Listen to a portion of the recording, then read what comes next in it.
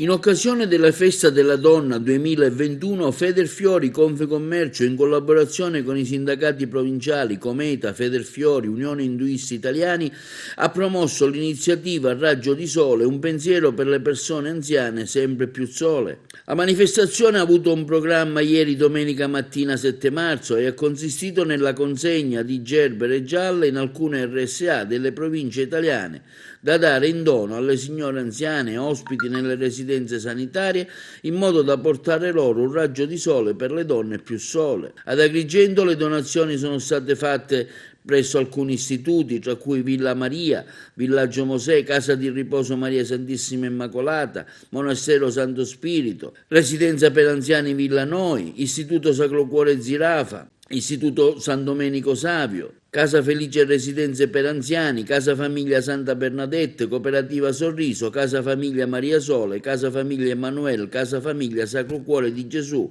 e Casa Protetta per Inabili. Buongiorno a tutti, io mi chiamo Salvo Maniscalchi Cirincione e sono il presidente provinciale di Federfiori Confcommercio di Agrigento.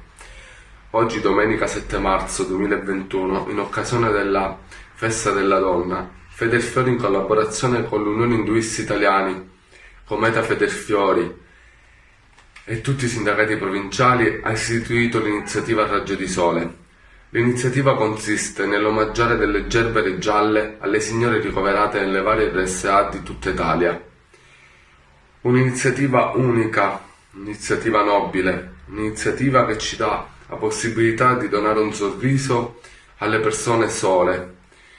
Sole non perché non abbiano chi accudisce loro, ma sole perché con questo maledetto Covid nessuno di noi può andare a trovare loro nelle varie case di cure.